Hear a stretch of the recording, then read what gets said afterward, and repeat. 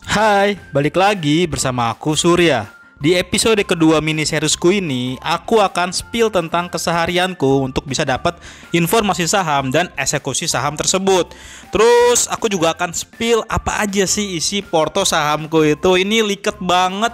Cuman untuk kamu yang nonton video ini, aku akan ungkap semuanya di video kali ini. Sebelum itu jangan lupa ajak kerabat, pacar, istri, mantan, keluarga, sampai musuh untuk subscribe channel YouTube Mikir Duit ya.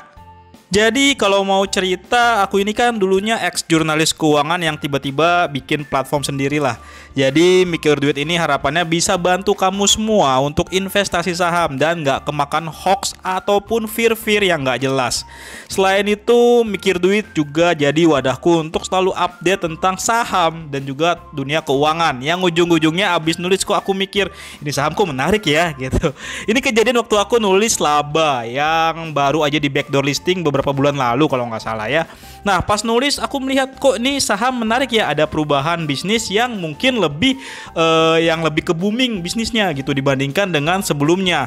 Akhirnya habis nulis dengan basis informasi tersebut aku melihat chart harga saham laba juga yang ternyata naiknya belum signifikan dengan aksi korporasi yang sebesar ini. Ya akhirnya aku coba masuk di harga 312 per saham pada 19 Agustus. Nah, risiko dari masuk ke saham fluktuasi tinggi gini kan kalau sekarang tuh masuk kena UMA, terus disuspend, terus sampai masuk ke papan notasi khusus atau full call action gitu kan. Jadi butuh kesabaran, deg-degan, harus dipantau tiap hari gitu. Dan akhirnya pas aku lihat teknikalnya udah nggak enak, terus ada outflow asingnya gede juga di chartnya, ya udah akhirnya aku keluar di 790 pada 12 September 2024. Nah berapa tuh cuannya? Nah terus kenapa saya nggak trading aja kayak gitu terus, kan gede tuh cuannya? Jawabannya nggak semua saham bakal selancar itu, bahkan itu pun nggak lancar, orang udah pernah kena papan notasi khusus gitu kan, harus deg-degan gitu. Dan bisa cuan gede segede itu tuh butuh memacu adrenalin banget kayak yang kemarin di labaku itu gitu. Bahkan kalau sekarang ada di Futre nih masih di suspend gitu kan. Nah kalau mau santai mending di gaya investasi jangka panjang yang juga mayoriti modalku di sana sebenarnya. Nah terus ngapain aja saya seharian dan gimana bisa cara nemu info saham yang menarik, aku akan jelasin di sini ya. Jadi karena sekarang saya bisa dibilang udah full time investor lah ya. Saya punya jam kerja mantau market plus ngerjain kontennya Mikir Duit itu dari pukul 8 pagi sampai 5 sore. Nah itu habis sarapan, nganter anak sekolah. Nah kita langsung tuh kerja. Harus disiplin nih, nggak boleh kita nanti aja santai, nggak boleh, harus paten waktunya gitu. Plus ada jam istirahatnya di jam 12 sampai jam 1 siang untuk makan gitu. Jadi kalau pas pagi-pagi tuh kita biasanya mantau market aja dulu, apa sih yang lagi seru dari aksi korporasi, berita-berita terbaru, dan kita pantau saham-saham top gainers, inflow dan outflow asing, serta isu-isu sentimen seru lainnya.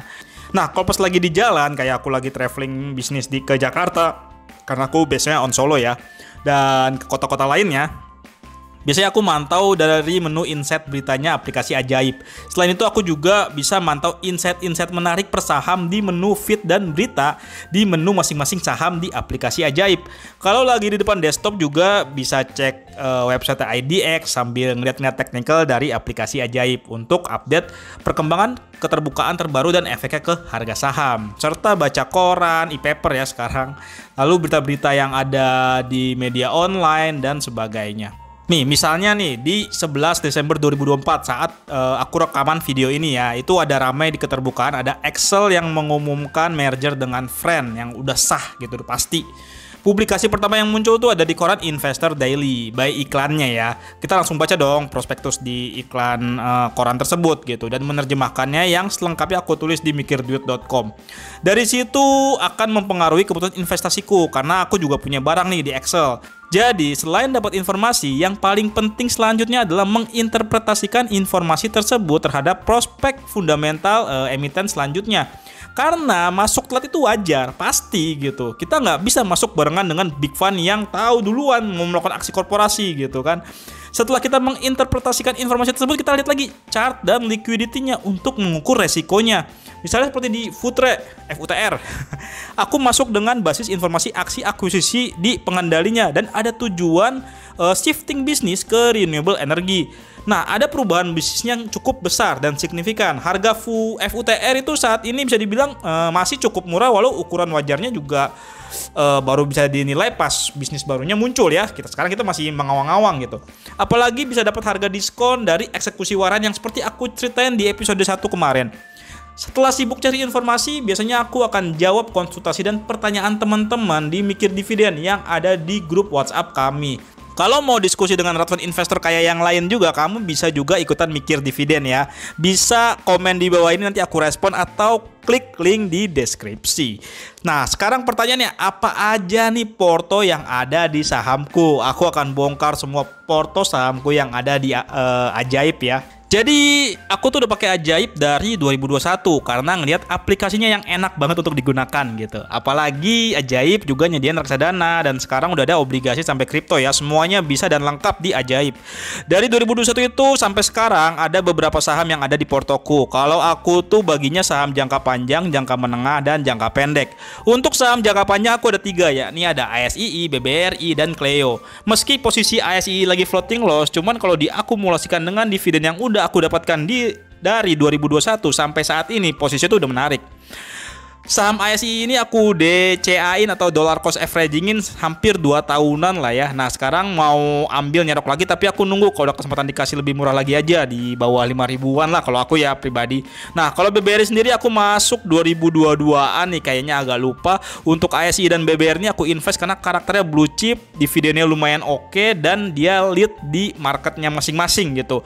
Terlepas dari BBRI yang lagi nggak oke ya, ini siklus aja lah sebenarnya. Efek dari suku bunga tinggi yang kemarin, terus kinerja BBRI yang segmen market di UMKM nih yang paling terimpact signifikan. Apalagi insentif restrukturasi kredit COVID kemarin kan juga diselesaikan ya di bulan Maret. Akhirnya itu ngimpact ke NPL-nya si BBRI. Terakhir nih yang jangka panjang ada Cleo. Nah, ini yang baru aku mulai dari awal tahun ini. Soalnya aku menilai Cleo ini punya potensi growth yang masih konsisten, walaupun naiknya udah lumayan tinggi ya sebenarnya ya. Kenapa Cleo bisa growth seperti ini? Karena kalau aku lihat secara historis, dia tuh rajin banget ekspansi, bikin pabrik baru. Dan dari hasil ekspansinya itu langsung terkonversi ke growth pendapatannya gitu dan laba bersihnya. Dengan melihat asumsi itu, akhirnya aku memutus untuk long term di Cleo. Dan nantinya jika setelah perusahaan ini bisnisnya matang alias sudah nggak ekspansi gede-gedean lagi, aku mau cek dulu berapa royal dia bagi dividen. Kalau nggak terlalu loyal ya kita taking profit aja. Tapi mungkin dalam 3-5 tahun lagi saham Cleo masih bisa dibilang saham growth investing sih ya. Nah, nanti setelah itu kita lihat dulu gimana perkembangan dividen dan perencanaan ekspansi dari dia lainnya. Nah, untuk jangka menengah aku lagi plan ada di Excel yang walau ini ternyata dari aksi korporasi merger dengan Friend ini sebenarnya aku sebagai investor kurang kurang memuaskan. Cuman kita lihatlah karena harga buybacknya Excel di 2350, jadi masih ada split buat naik, harusnya kita tunggu aja. Nah, kalau aku sih positioningnya kalau di Excel nih harus taking profit dengan minimal kita dapat buybacknya aja gitu sih kalau di Excel ya. Lalu kalau yang jangka pendek yang seperti aku ceritain, aku ada di FUTR yang udah aku ceritain. Aku masuk buy exercise waran karena pas dihitung-hitung lebih murah aku exercise warannya daripada beli di pasar reguler gitu. Aku mengombinasikan antara saham investasi, mid term, dan short term ini untuk mendapatkan growth aset yang menarik. Karena saham long term atau investing itu memberikan kenyamanan dan keamanan. Walaupun ya resiko tetap ada. Tapi misalnya floating loss, jika tidak ada perubahan fundamental yang signifikan karena internal, dia ada potensi harganya balik lagi. Apalagi rata-rata saham blue chip dan yang matang ini udah bagi dividen yang lumayan juga tingkat yieldnya. Sedangkan untuk saham mid term dan short term ini aku berharap bisa dapat capital gain sehingga modalku terakumulasi dalam jangka menengah pendek dari 1 sampai 3 tahun gitu. Nah, semua ini bisa aku lakukan dengan menggunakan aplikasi Ajaib. Lebih stabil, lebih lengkap, lebih baik, semua bisa di Ajaib. Kalau kamu mau juga mulai investasi dengan mudah dan lengkap, bisa download aplikasi Ajaib dan daftar dengan kode Ajaibku di SURY216. Kamu bisa dapatkan bonus 1 lot saham gratis dari Ajaib. Semua bisa berinvestasi di Ajaib, termasuk kamu. Di episode selanjutnya, aku akan ulas bagaimana strategi investasi multi aset ala yang punya mikir duit. Sampai jumpa di video selanjutnya ya.